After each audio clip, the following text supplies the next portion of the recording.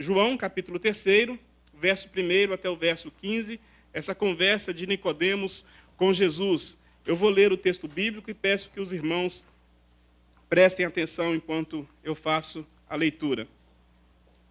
Evangelho segundo João, capítulo 3, do verso 1 até o verso de número 15.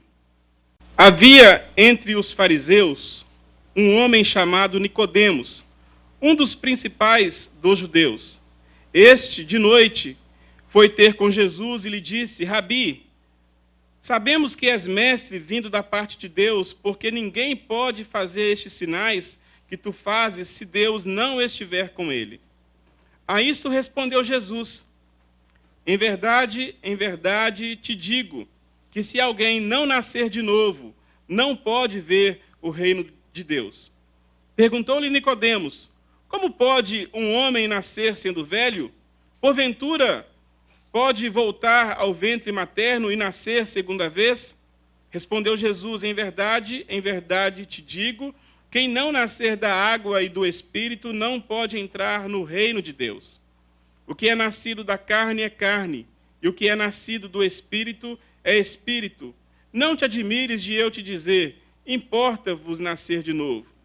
O vento sopra onde quer, ouves a sua voz, mas não sabes de onde vem, nem para onde vai. Assim é todo o que é nascido do Espírito. Então lhe perguntou Nicodemos: como pode suceder isto? Acudiu Jesus: tu és mestre em Israel e não compreendes essas coisas? Em verdade te digo que nós dizemos o que sabemos e testificamos o que temos visto. Contudo, não aceitais o nosso testemunho. Se tratando das coisas terrenas, não me credes, como crereis se vos falar das celestiais? Ora, ninguém subiu ao céu, senão aquele que de lá desceu, a saber, o Filho do Homem que está no céu.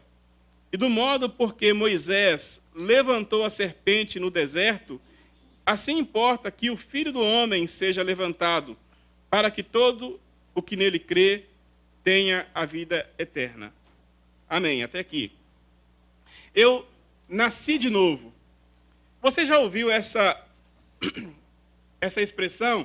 Alguém pronunciando essa expressão por quaisquer motivo? Por exemplo, pessoas que passaram pela experiência de quase morte. Um acidente no trânsito. Ou uma enfermidade muito séria. Ou, de repente, pessoas que viveram uma vida desregrada no vício, se libertaram do vício.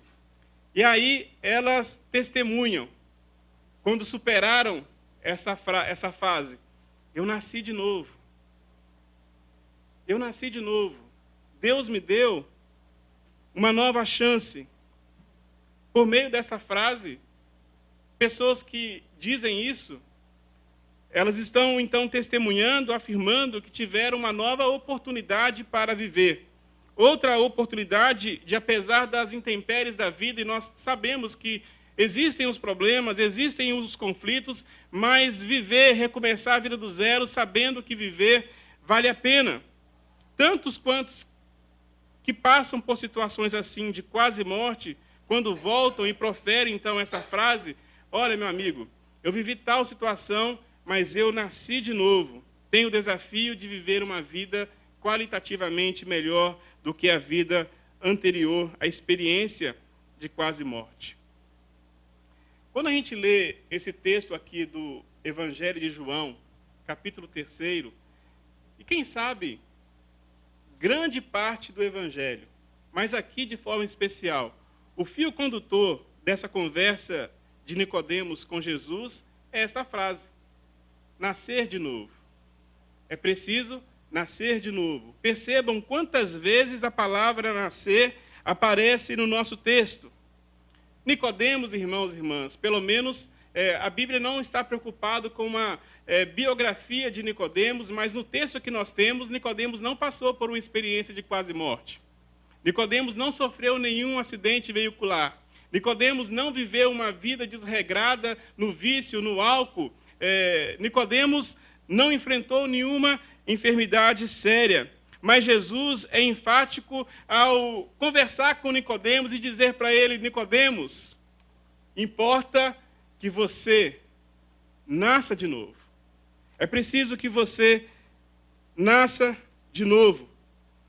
E é a partir deste imperativo de Jesus, dessa palavra tão dura, tão direta, mas objetiva, que o diálogo entre Jesus e Nicodemos se estabelece. É a partir deste imperativo de Jesus que Nicodemos deixa transparecer as dúvidas que estão na sua mente, que estão no seu coração, a sua limitação em compreender o transcendente, compreender a Deus e a vontade de Deus.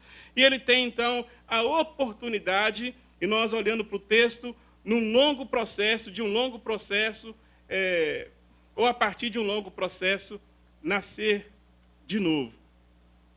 Eu creio que Nicodemos nasceu de novo.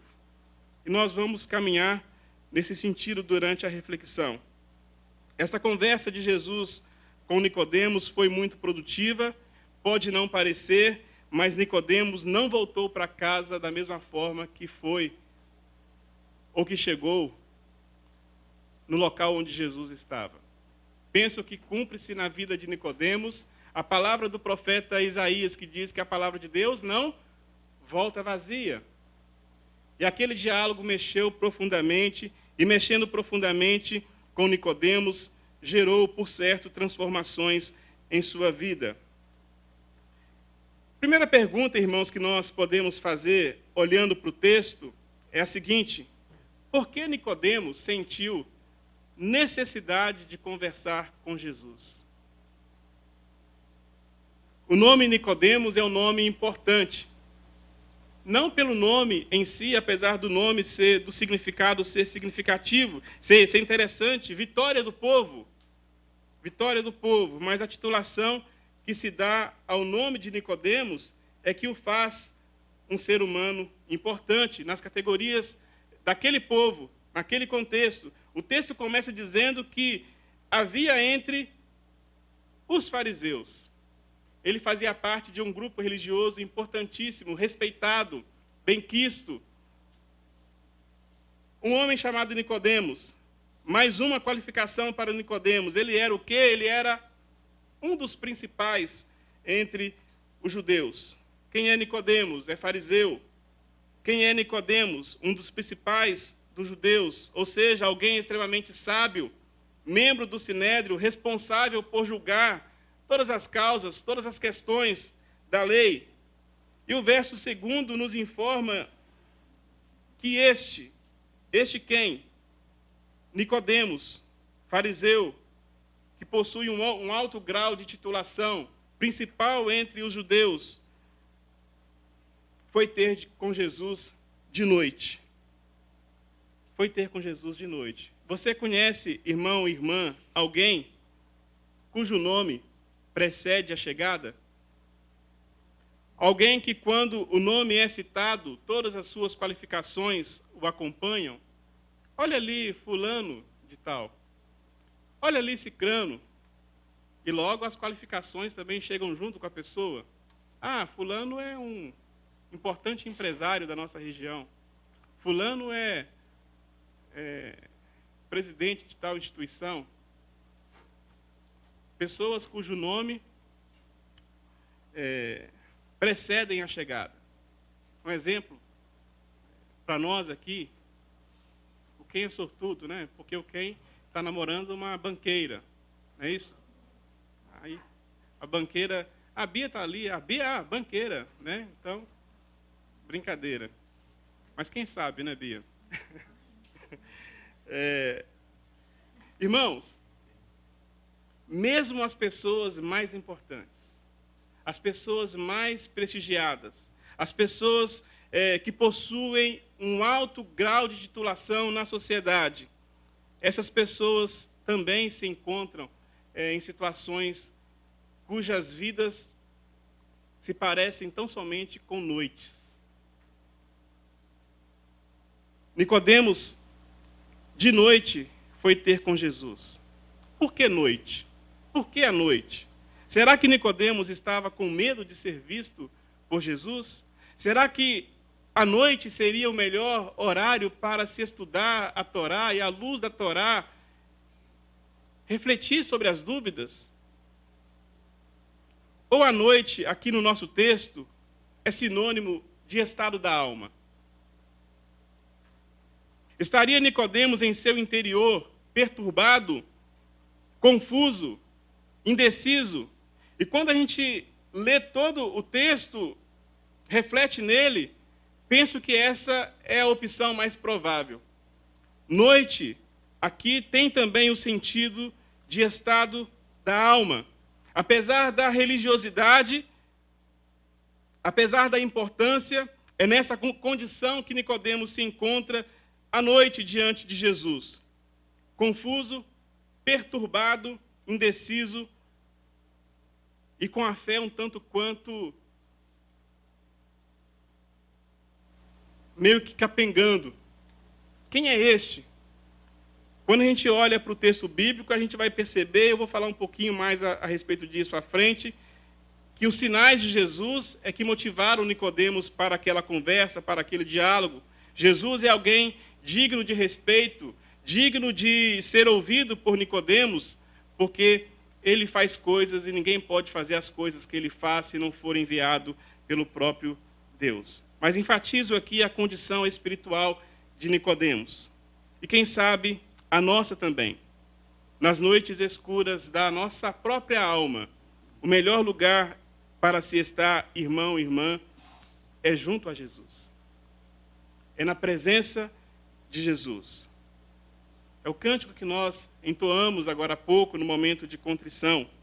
Na presença de Jesus, as trevas se dissipam, porque Jesus nos conhece por inteiro, Ele sabe a condição do nosso coração, Ele sabe de todas as nossas dúvidas, de todas as nossas questões mais profundas, e em um processo terapêutico, tal qual, penso eu, aconteceu aqui com Nicodemos, Jesus nos cura, e Jesus nos faz migrar de uma situação para outra, da noite, da escuridão, para a luz, para o dia. Por que Nicodemos foi ter com Jesus? Nicodemos foi ter com Jesus porque ele estava com a sua alma enoitecida. Não sei se existe essa palavra, mas com a sua alma enoitecida. E ele quer encontrar luz. E por isso ele vai até Jesus. Segunda pergunta: qual é a condição para que as trevas sejam dissipadas pela luz? Capítulo 2, verso 23, 24 e 25, diz assim: estando ele em Jerusalém durante a festa da Páscoa, muitos, vendo os sinais que ele fazia, creram no seu nome. Mas o próprio Jesus não se confiava a eles, porque os conhecia todos.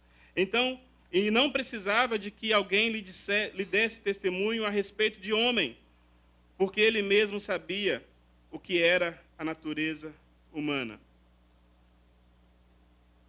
Ao lermos então estes versos, a gente descobre que Nicodemos foi atraído por Jesus por causa dos sinais que ele fazia. E é interessante notar que Nicodemos, ao se aproximar de Jesus, foi extremamente cordial com Jesus, respeitoso, reverente. Mas é interessante também notar que, em resposta a esta fala elogiosa do Nicodemos, Jesus, por conhecer a sua condição, como diz aqui o versículo 25, conhecer o seu coração, vai direto ao ponto e diz a Nicodemos, com toda a certeza, é necessário que você nasça novamente, porque se você não nascer novamente, você não pode ver o reino de Deus. E ver o reino de Deus é como se Jesus estivesse também dizendo: você não pode ver a luz se você não nascer de novo. Apenas o conhecimento de que os sinais de Jesus o qualifica como mestre, como rabi, como alguém vindo da parte de Deus, não muda a situação do coração humano. Quantas pessoas nós vemos por aí que creem em Jesus? Quantas pessoas que admitem Jesus é de fato poderoso para realizar milagres? Mas são pessoas que ainda não nasceram de novo, porque estão na busca dos milagres de Deus e não do Deus dos milagres. Neste sentido, irmãos e irmãs, Jesus quer falar profundamente ao coração de Nicodemos, dizendo a ele que a noite não passará enquanto pelo novo nascimento ele não passar. Os sinais são extremamente importantes, pois apontam para Jesus, mas para ver o reino de Deus, para ver a luz, é extremamente necessário que se nasça novamente. Em um primeiro momento, Nicodemos se mostrou incapaz de decifrar este aparente enigma de Jesus. E faz uma pergunta que nos parece irracional, ou no mínimo infantil, versículo 4. Perguntou-lhe Nicodemos: como pode um homem nascer sendo velho? Pode, porventura, voltar ao ventre materno e nascer segunda vez? Irmãos, aqui é preciso que nós entendamos que há um embate teológico. Se nós olharmos todo o Evangelho de João, capítulo 1, que nós lemos no início do nosso culto, o que diz lá? Jesus veio para o que era seus, mas os seus não o receberam, mas a tantos quantos o receberam, deu a estes o poder de serem feitos filhos e filhas de Deus.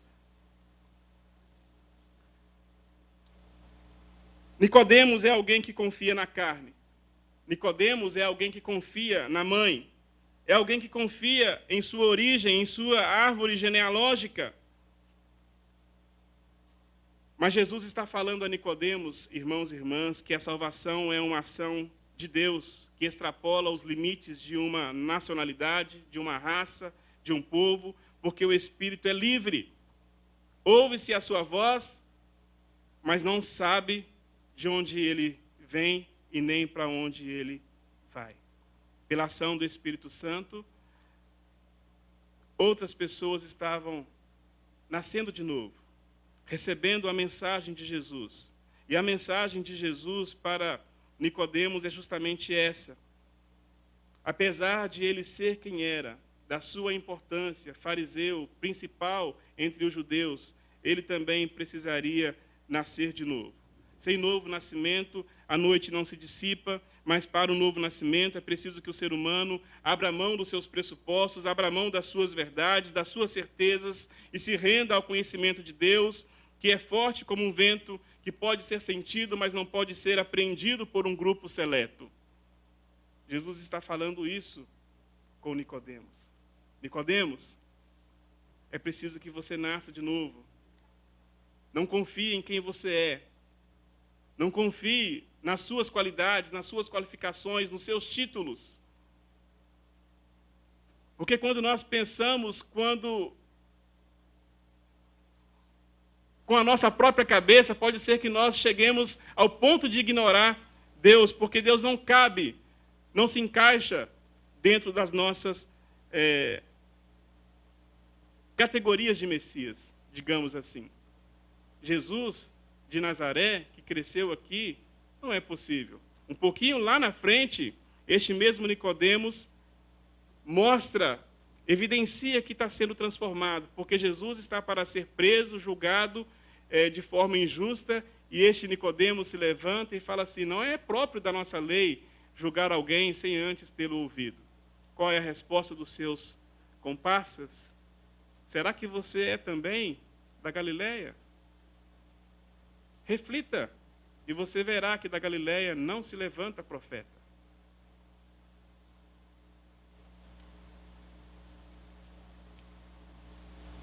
É preciso que Nicodemos nasça de novo. Porque pela ação do Espírito Santo, outras pessoas nasceram. E Jesus está abrindo os olhos de Nicodemos neste sentido. Terceira e última pergunta, que está relacionada com o versículo 9. Como fazer o que é necessário fazer? Como faço para nascer de novo? O Nicodemos, que iniciou a conversa com Jesus de forma cordial, chamando Jesus de mestre, recebeu do próprio Jesus uma resposta com certa dose de ironia. Tu és mestre em Israel e não compreendes essas coisas? O segredo para o novo nascimento não está nos sinais, mas no testemunho que o Cristo dá a respeito de si mesmo. O diálogo entre Jesus e Nicodemos ganha aqui o seu ápice a partir deste ponto, quando Jesus refere-se a si mesmo como Filho do Homem, que precisava ser levantado da mesma forma que Moisés levantou a serpente no deserto. Jesus está apontando para o seu martírio, para o seu calvário, para a sua crucificação, e bem-aventurado é aquele que não se escandaliza no Filho do Homem. Quem sabe essa frase que foi dita de Jesus para João Batista também fosse apropriada aqui para Nicodemos. Nicodemos, eu sou o Filho do Homem. E se você crer nisso, entender que este testemunho é verdadeiro, você nascerá de novo. Nicodemos, com toda a sua cordialidade, tratou Jesus como um igual, um mestre, um rabi. Tem agora diante de si o desafio de reconhecer nele o Messias, o Senhor. Que difícil para alguém que era perito na lei. Mas o como fazer estava agora patente aos seus olhos, crer no Filho do Homem para adentrar a vida. Quero chamar a atenção rapidamente dos irmãos para algo interessante aqui no texto de João. Se nós olharmos para os sinóticos, nós vamos perceber que os sinóticos, os evangelhos de Mateus, Marcos e Lucas, falam constantemente em reino de Deus, reino dos céus. É uma frase muito comum nos evangelhos. No evangelho de João, apenas 2 vezes aparece essa frase, esse termo, reino de Deus. Versículo 3 e versículo 5, reino de Deus. O João prefere utilizar a expressão vida eterna como sinônimo de reino de Deus. E se nós, irmãos e irmãs, enquanto cristãos, podemos já viver o reino agora, nós temos um cântico que fala isso, não é? Não tem? Podemos já viver o reino agora. A vida eterna, como sinônimo de reino de Deus, pode ser também experimentada agora. Nós não precisamos morrer para experimentar a vida eterna. A vida eterna começa a partir da nossa convicção de que o testemunho de Jesus é um testemunho verdadeiro. A vida eterna para Nicodemos, irmãos e irmãs, começou quando ele publicamente, diante dos demais mestres da lei, ousou defender Jesus, neste texto de João 7, capítulo 7, verso 51. A vida eterna para Nicodemos começou quando ele ajudou a embalsamar Jesus. Peço que vocês abram lá no capítulo 19 do Evangelho de João. Capítulo 19 do Evangelho de João.